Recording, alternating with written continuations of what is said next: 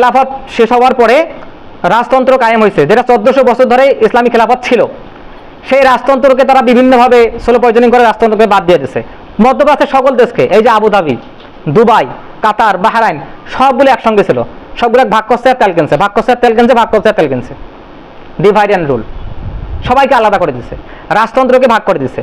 Soviet union ধ্বংস করছে কারা? জার সিস্টেম। ওরা তো, যদিও সৌদি আরবের রাজার সিস্টেম চালু আছে রাজতন্ত্র, রাশিয়াতে জার তন্ত্র ছিল, ওই রাজতন্ত্র একই ব্যাপার। তো এই জারতন্ত্রকে, সোভিয়েত ইউনিয়নকে ভাঙছে কারা? আমেরিকানরা। কেন? দাঁড়াইতে দেবে না। যেসব দেশে রাজতান্ত্রিক আইন চালু আছে সেই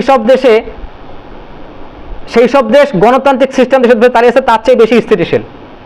এই জন্য বর্তমান সময়ে যারা ডেমোক্রেসি নিয়ে অ্যানালাইসিস করেন তারা বলেন যে আসলে নির্বাচন যদি হয়, নির্বাচনের সময় দেশ বেশি উত্তাল থাকে নাকি অন্য সময়? নির্বাচন আসলে দেশ অস্থিতিশীল হয়, যেটাকে তারা পাওয়ার ট্রান্সফারের সবচেয়ে উত্তম পদ্ধতি বলে। একজনের কাছ থেকে অন্যজনের হাতে ক্ষমতা যাবে, একটা পদ্ধতি লাগবে, সেটাকে তারা গণতন্ত্র বলে। কিন্তু ওই গণতান্ত্রিক নির্বাচনের সময় দেশ সবচেয়ে বেশি অস্থিতিশীল হয়, এটা বাস্তবতা। আচ্ছা, গণতন্ত্র সিস্টেম কোথা থেকে আসছে? গ্রিস থেকে। গণতন্ত্র সর্বপ্রথম চর্চা করা হয়েছে গ্রিসে। ডেমোক্রেসি যে আমরা বলি না, এই শব্দটা আছে ডেমোস এবং ক্রেটোস থেকে। ডেমোস শব্দ হচ্ছে জনগণ, আর ক্রেটোস মানে হচ্ছে নিয়ম, জনগণের নিয়ম। এটা গ্রিস থেকে আসছে। এই গণতন্ত্রের জনক কারা ছিলেন? প্রথমত সক্রেটিস। তাকে বলা হয় মানব সভ্যতার প্রথম শিক্ষাগুরু। তিনি, সক্রেটিস কি বলছেন? সক্রেটিস বলছেন যে গণতন্ত্রের মাধ্যমে মূর্খ শাসক নির্বাচিত হয়, সুতরাং এটা মূর্খত্বের শাসন ব্যবস্থা। যারা গণতন্ত্রের জন্ম দিয়েছেন, পিতৃভূমি গ্রিস, তারাই বলছেন এগুলো। তারপরে প্লেটো কি বলছেন? সক্রেটিসের ছাত্র হচ্ছে প্লেটো ছাত্র এরিস্টটল, তার ছাত্র হচ্ছে আলেকজান্ডার দ্য গ্রেট। প্লেটো তার ছাত্র বলছেন, তার একটা বিখ্যাত বই আছে ডায়ালগ, দ্য রিপাবলিক, এগুলো প্লেটোর বিখ্যাত বই। তো তিনি সেখানে প্রমাণ করছেন যে গণতন্ত্রের মাধ্যমে একজন মূর্খর শাসক হওয়ার সম্ভাবনা সবচেয়ে বেশি।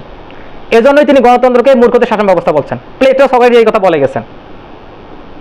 এবং তারা কোন শাসন ব্যবস্থাকে বেশি প্রেফার করছেন? তারা তো শরিয়া কথা বলবেন না, তারা রাজতান্ত্রিক ব্যবস্থাকে প্রেফার করছেন, যে মনার্কি ইংরেজিতে বলে। রাজতান্ত্রিক শাসন ব্যবস্থা একটা দেশের শাসন কাঠামোর দিক থেকে সবচেয়ে বেশি উপযুক্ত যদি শাসক ভালো হয়।